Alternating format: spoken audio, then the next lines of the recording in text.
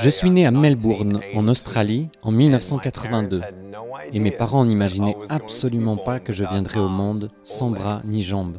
Je suis la seule personne sans bras ni jambes que j'ai jamais vue. J'ai cru en Jésus-Christ après avoir lutté pendant 7 ans et demandé à Dieu « Pourquoi est-ce que je suis né comme ça ?» Il m'a répondu très clairement par un texte dans l'évangile de Jean, au chapitre 9. Alors j'ai donné ma vie à Jésus à l'âge de 15 ans, après avoir lu ce passage où il croise la route d'un aveugle. Et attendez une seconde, c'est vraiment intéressant. Personne ne savait pourquoi il était né comme ça. Je me suis dit, parfait, c'est tout moi. Donc j'ai lu dans l'évangile de Jean, au chapitre 9 et au verset 3, où Jésus dit que c'est arrivé afin que les œuvres de Dieu soient révélées en lui. Je me suis dit, waouh, Dieu, si tu avais un plan pour l'homme aveugle, tu en as aussi un pour moi. C'était le début de ma relation personnelle avec Jésus. Des groupes de jeunes, des églises ont commencé à me solliciter. Partout, des portes se sont ouvertes pour que je puisse donner mon témoignage. J'ai parlé devant 300 lycéens. Au bout de 3 minutes, la moitié des filles s'étaient mises à pleurer. L'une d'elles, au milieu de la salle, les larmes aux yeux, a levé la main et dit « Je suis vraiment désolée de vous interrompre, mais est-ce que je peux venir pour vous prendre dans mes bras ?» Devant tout le monde, elle s'est avancée et m'a prise dans ses bras. Elle a pleuré sur mon épaule et m'a murmuré à l'oreille.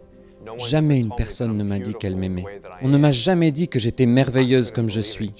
Je n'arrivais pas à y croire. Cela a changé ma vie. À cet instant, j'ai compris que Dieu se servait de moi pour lui faire du bien.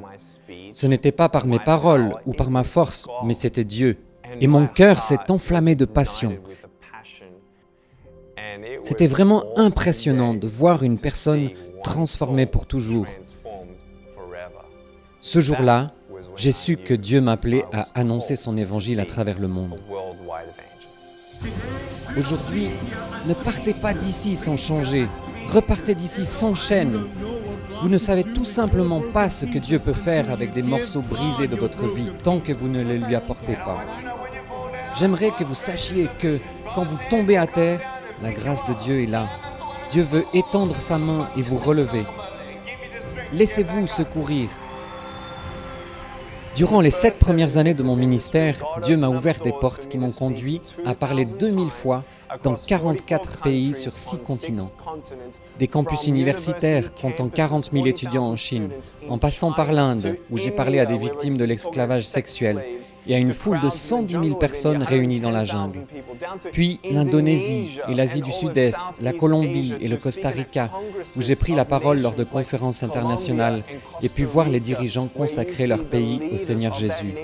La Corée, où j'ai abordé le thème de la dépression et du suicide devant un public de jeunes, jusqu'en Europe de l'Est et notamment en Serbie, en Slovénie et en Croatie. Et le message d'espérance a pu être aussi annoncé à travers tout le monde arabe. Ça, c'est Dieu.